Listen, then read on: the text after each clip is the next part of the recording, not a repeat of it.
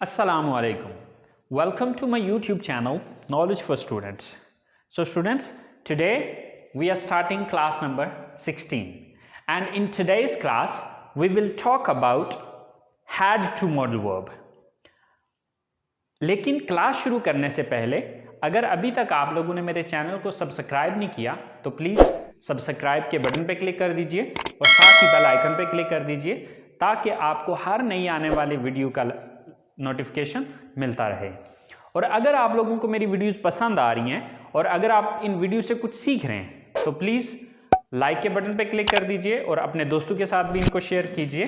और अगर आपको कोई भी कन्फ्यूजन हो रहा है, कोई मसला हो रहा है, कोई चीज़ समझ में नहीं आ रही तो आप लोग कमेंट्स बॉक्स में जाके कमेंट्स कर सकते हैं ताकि मैं आपके उस मसले का हल कर सकूं। सो चलें गाइस, स्टार्ट करते हैं क्लास नंबर 16। सो स्टूडेंट्स, हम पढ़ने जा रहे हैं हैड टू मॉडल वर्ब। अब बेसिकली हैड जो है ये हैज और हैव की सेकंड फॉर्म है। तो सेकंड फॉर्म हम पास्ट में यूज करते हैं, यानी कि ये सेंस उसी में यूज होगा जिस सेंस में हम हैज टू और हैव टू को पिछली क्लासेस में डिस्कस कर चुके हैं। फर्क सिर्फ इतना आएगा कि has to and have to को हम प्रेजेंट में यूज कर रहे थे और हैड टू को हम पास्ट में यूज करेंगे। मतलब इसका भी वही होगा, मकसद इसका भी वही होगा, फर्क सिर्फ इतना होगा कि ये पास्ट में यूज होगा। तो जैसे कि इसकी डेफिनेशन भी है, to express necessity in the past, कि गुजरे हुए वक्त में किसी की जरूरत को बयान करने के लिए हम हैड टू का यूज करेंगे। टू एक्सप्रेस बयान करने के लिए, नेसेसिटी जरूरत को, इन द पास्ट गुजरे हुए वक्त में। तो अब अगर हम हैज टू और हैव टू की डेफिनेशन को देखें तो वो थी to express necessity in the present, के मौजूदा वक्त में किसी की जरूरत को बयान करने के लिए।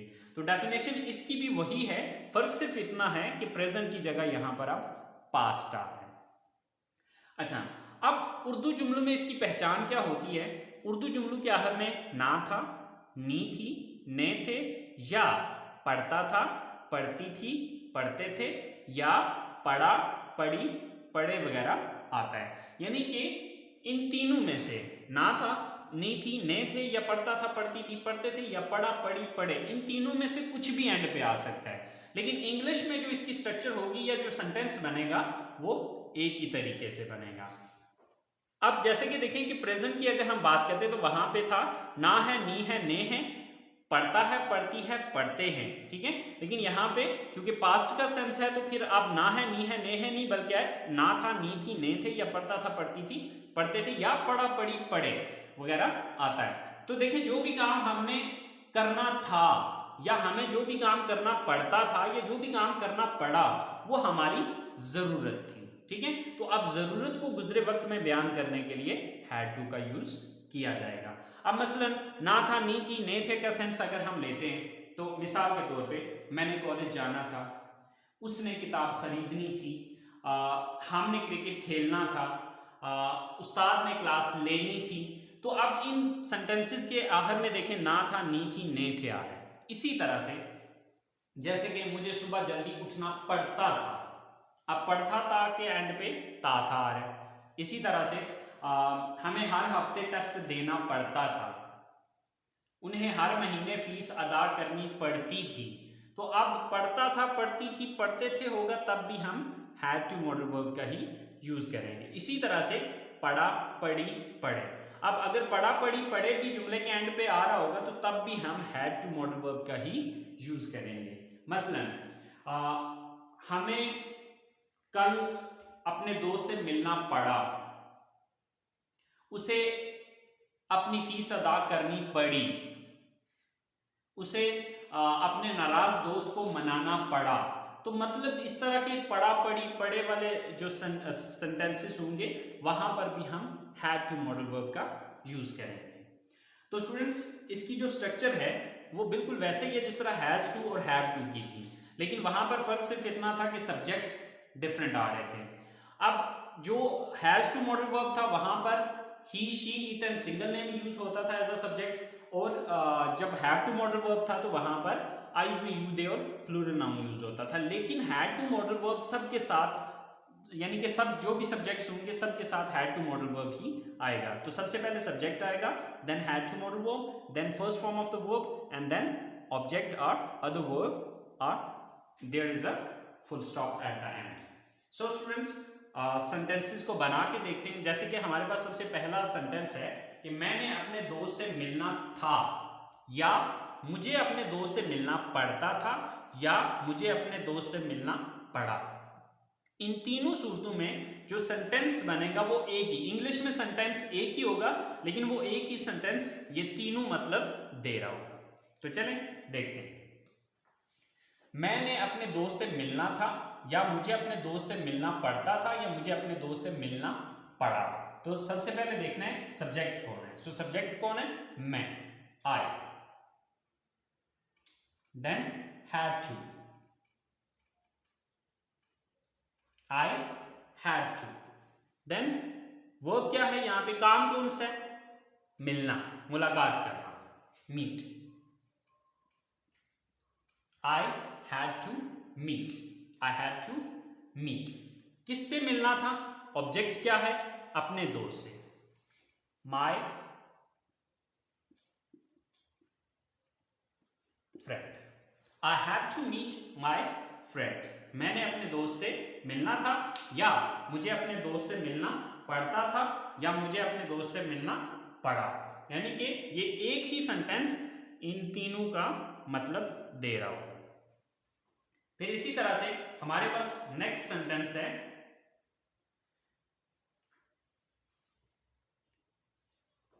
उन्हें सुबह जल्दी उठना था, या उन्हें सुबह जल्दी उठना पड़ता था, या उन्हें सुबह जल्दी उठना पड़ा। अब इन तीनों सेंटेंसेस की जो इंग्लिश बनेगी वो एक ही होगी। सो सब्जेक्ट कौन है? उन्हें, यानी कि वो ज्यादा, तो वो ज्यादा की इंग्लिश क्या है? दे।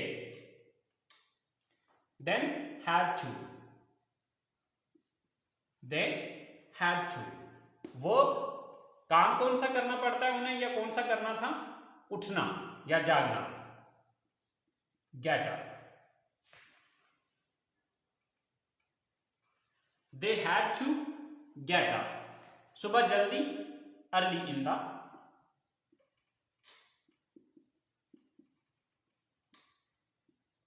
morning। So they had to get up early in the morning। अब यही एक सेंटेंस जो है ये तीनों इंग्लिशेस दे रहा है। उन्हें सुबह जल्दी उठना था, उन्हें सुबह जल्दी उठना पड़ता था, या उन्हें सुबह जल्दी उठना पड़ा। इसी तरह से हमारा लास्ट या तीसरा सेंटेंस है, हमें अपना कोर्स मुकम्मल करना था, या हमें अपना कोर्स मुकम्मल करना पड़ता था, या हमें अपना कोर्स मुकम्मल करना पड़ा। सो सब्जेक्ट कौन है यहाँ पे? हम, यानी कि कोर्स किसको मुकम्मल करना था? हमें। So we, then had to, we had to. Verb क्या है यहाँ पे? मुकम्मल करना, कंप्लीट।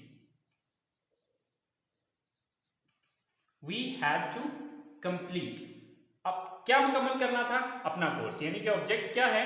अपना कोर्स, और course. So we had to complete our course। हमें अपना कोर्स मुकम्मल करना था, या हमें अपना कोर्स मुकम्मल करना पड़ता था, या हमें अपना कोर्स मुकम्मल करना पड़ा।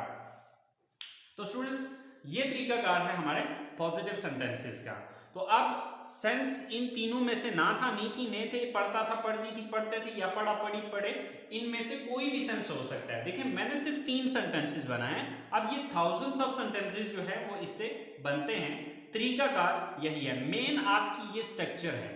अगर आप इस स्ट्रक्चर को समझ लेते हैं तो आपके लिए वो थाउजेंड ऑफ स्टेटमेंट्स बनाना कोई प्रॉब्लम नहीं है। हाँ, अब मसला बचेगा पीछे वोकैबुलरी का।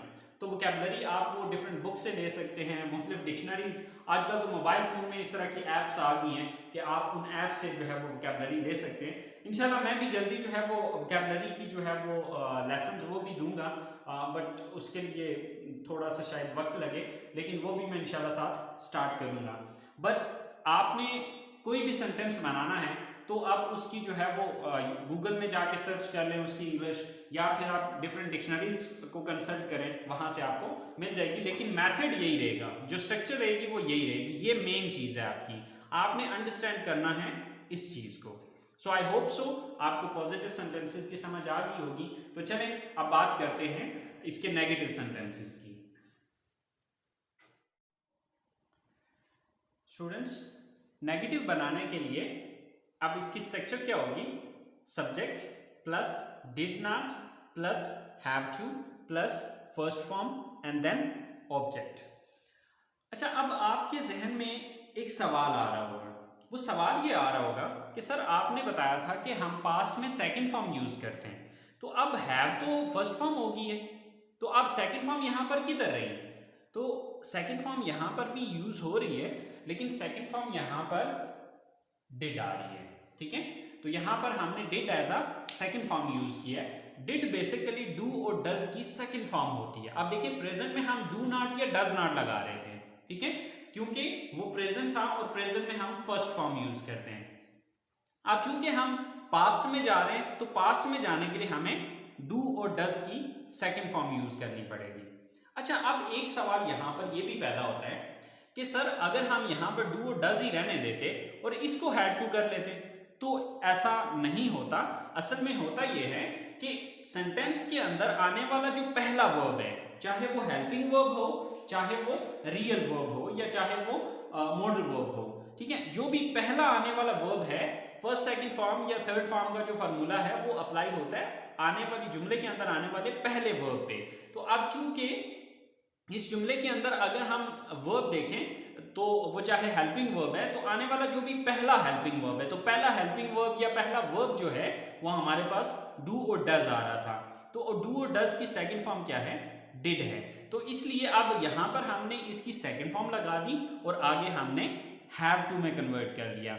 अब इसको हैव टू में कन्वर्ट इसलिए किया क्योंकि एक ही सेंटेंस के अंदर हम दो सेकंड फॉर्म में इकट्ठी यूज नहीं कर सकते, क्योंकि अगर हम यहां पर भी डिड रखते हैं और यहां पर भी हैड कर देते हैं तो क्या होता कि डिड भी सेकंड फॉर्म और हैड भी सेकंड फॉर्म, तो वो जो ग्रामर का एक फॉर्मूला है तो वो गलत हो जाता है। ठीक है, तो अब क्या है कि इसको हमने सेकंड फॉर्म में कन्वर्ट कर दिया और ये आगे हमने इसको फर्स्ट फॉर्म में कन्वर्ट कर दिया। ठीक है, तो अब जो नेगेटिव सेंटेंसेस हैं, नेगेटिव सेंटेंसेस के अंदर हम हैड का यूज नहीं करेंगे। ठीक है, क्यों?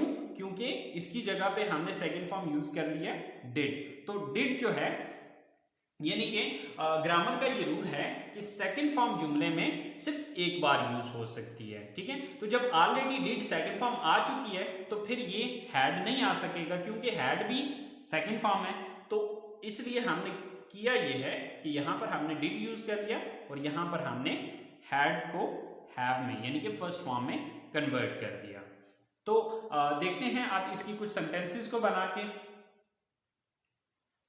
सो स्टूडेंट्स, उसने नई किताबें नहीं खरीदनी थी, या उसे नई किताबें नहीं खरीदनी पड़ती थी, या उसे नई किताबें नहीं खरीदनी पड़ी।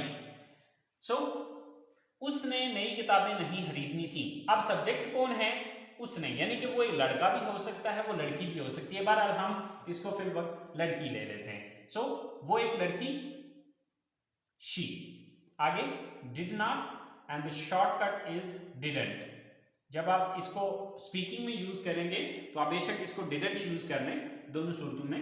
डिड नॉट कहा तब भी सही है, डिडंट कहा तब भी सही है, लेकिन राइटिंग के अंदर आपने इसको पूरा ही लिखना है। Did not, she did not, then have to, she did not, have to, then first form of the verb. Verb क्या है? यहां पे काम कौन सा है? खरीदना, buy. She did not have to buy. क्या खरीदने की बात हो रही है? नई किताबें, new books. So she did not have to buy new books. उसने नई किताबें नहीं खरीदनी थी, या उसे नई किताबें नहीं खरीदनी पड़ती थी, या उसे नई किताबें नहीं खरीदनी पड़ी। नेक्स्ट सेंटेंस है हमारे पास, आसिम ने घर नहीं बेचना था, या आसिम को घर नहीं बेचना पड़ता था, या आसिम को घर नहीं बेचना पड़ा। सो सब्जेक्ट कौन है यहां पे? Asim. Then did not, Asim, did not. Then have to, Asim did not have to. आगे वर्ब क्या है यहां पे, बेचना, sell. Asim did not have to sell. क्या बेचने की बात हो रही है, घर. Asim did not have to sell his house. Asim did not have to sell his house. कि आसिम ने अपना घर नहीं बेचना था, या आसिम को घर नहीं बेचना पड़ता था, या आसिम को घर नहीं बेचना पड़ा. इन तीनों सूरतों में सेंटेंस यही बनेगा. हमारा लास्ट सेंटेंस है, रानी ने कपड़े नहीं धोने थे, या रानी को कपड़े नहीं धोने पड़ते थे, या रानी को कपड़े नहीं धोने पड़े. सो सब्जेक्ट कौन है यहां पे, Rani. Then did not, then have to. Rani did not have to. Verb क्या है यहां पे, काम कौन सा करना था उसने, धोना, wash. Rani did not have to wash. क्या धोने की बात हो रही है, कपड़े, the clothes. So Rani did not have to wash the clothes. कि रानी ने कपड़े नहीं धोने थे, या रानी को कपड़े नहीं धोने पड़ते थे, या रानी को कपड़े नहीं धोने पड़े. तो स्टूडेंट्स ये थे इसके नेगेटिव सेंटेंसेस. तो स्टूडेंट्स अगर आपको नेगेटिव समझ आ गए तो मेरा ख्याल है इंट्रोगेटिव सेंटेंसेस बनाना आपके लिए कोई प्रॉब्लम नहीं है. क्यों, क्योंकि इंट्रोगेटिव सेंटेंसेस के लिए मैंने आपको एक रूल बताया था, और वो रूल ये था कि नेगेटिव सेंटेंसेस में जिस लफ्ज के बाद आपने नॉट लगाया उस लफ्ज को उठा के जुमले के शुरू में ले आए तो वो इंट्रोगेटिव बन जाएगा या सवालिया बन जाएगा. तो यहां पर हमने किसके बाद नॉट लगाया था, डिड के बाद. तो इस डिड को उठा के सेंटेंस के शुरू में लगा दें तो ये इंट्रोगेटिव बन जाएगा. तो चले आए देखते हैं इसके interrogatives. So students interrogative sentences बनाने के लिए first of all did, then subject, then have to, then first form of the verb, and then object, and at the end there is a question mark.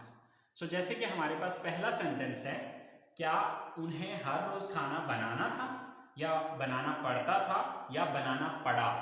इन तीनों सूरतों में sentence एक ही होगा. So first of all did, subject कौन है, उन्हें, यानी कि वो ज्यादा है, they. Then have to, Did they have to.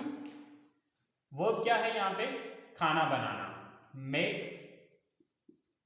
इसकी जगह अगर आप कुक भी लगाना चाहें तो आपकी अपनी मर्जी है, दोनों सूरतों में मतलब यही होगा. Did they have to make और cook, क्या बनाने की बात हो रही है, खाना, the food. Did they have to cook और make the food, her rose, daily.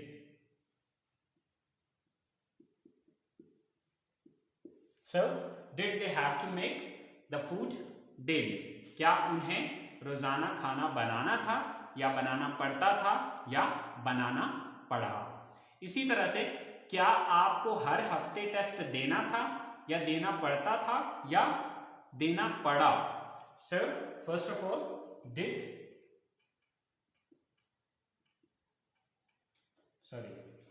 then subject कौन है, आप, you. Then have to. Did you have to? Then verb क्या है यहां पे, टेस्ट देना, give. देना, give, टेस्ट, हर हफ्ते, every week. Did you have to give test every week? क्या आपको हर हफ्ते टेस्ट देना था, या क्या आपको हर हफ्ते टेस्ट देना पड़ता था, या क्या आपको हर हफ्ते टेस्ट देना पड़ा. इसी तरह से हमारा लास्ट सेंटेंस है, उसे क्यों अपना घर छोड़ना था, या उसे क्यों अपना घर छोड़ना पड़ता था, या क्यों उसे घर अपना छोड़ना पड़ा. अब देखिए ये जो सेंटेंस है ये क्वेश्चन वर्ड वाला सेंटेंस है, ठीक है। क्वेश्चन वर्ड जैसे कि आपको मैंने क्वेश्चन वर्ड का तरीकाकार बताया था कि इसी एक इंट्रोगेटिव सेंटेंस के शुरू में आप क्वेश्चन वर्ड लगा दें तो वो इंट्रोगेटिव बन जाएगा। तो अब यहाँ पर क्वेश्चन वर्ड क्या यूज हो रहा है, क्यों। तो क्यों की इंग्लिश क्या होती है, वाई। तो सबसे पहले यहाँ पर वाई यूज होगी, बाकी स्ट्रक्चर आप नेक्स्ट ये यूज होगी, why then did, why did. Then subject कौन है, उसे, यानी कि वो एक लड़का भी हो सकता है, वो एक लड़की भी हो सकती है। तो चले हम फिल वक्त लड़की का यूज कर लेते हैं, she. Why did she, then have to, why did she have to. Verb क्या है यहां पे, छोड़ना, leave. Why did she have to leave, क्या छोड़ने की बात हो रही है, अपना घर, her house. So why did she have to leave her house? कि उसे अपना घर क्यों छोड़ना था, या क्यों छोड़ना पड़ता था, या क्यों छोड़ना पड़ा। तो अब इस तरह के जितने भी सेंटेंसेस हैं स्टूडेंट्स वो इसी तरीके से बनेंगे, बस इन स्ट्रक्चर्स को आप अंडरस्टैंड कर लीजिए। अगर आप इस स्ट्रक्चर को अंडरस्टैंड कर लेते हैं तो स्टूडेंट्स ये कुछ भी नहीं है, बहुत सिंपल है, बहुत इजी है। बस ये है कि आपको इनका एक तो ये पता होना चाहिए कि इन मॉडल वर्ब्स का यूज किस सेंस में होता है और कहाँ कहाँ पे किया जाता है, और दूसरा ये कि आपको स्ट्रक्चर का पता होना चाहिए। तो 1000 ऑफ सेंटेंसेस आप खुद से बना सकते हैं, कोई मसला नहीं है, कोई प्रॉब्लम नहीं है। आई होप सो आपको इंट्रोगेटिव सेंटेंसेस की समझ आ गई होगी कि किस तरह से हमने इंट्रोगेटिव सेंटेंसेस को बनाया है। लेकिन फिर भी अगर आपको कोई छोटा मोटा कन्फ्यूजन रह गया है, कोई बात समझ में नहीं आई, तो गाइस आप लोग कमेंट्स बॉक्स में जाके यार कमेंट्स कर सकते हैं। इंशाल्लाह मैं आप लोगों को जो भी आपका कन्फ्यूजन होगा उसे क्लियर करने की कोशिश करूंगा। सो खत्म करते हैं आज की हमारी क्लास। तो इंशाल्लाह जिंदगी रही तो आप लोगों से अगली क्लास में मुलाकात होगी। सो तब तक के लिए अपना ख्याल रखिएगा। सो अल्लाह हाफिज, अल्लाह निगहबान।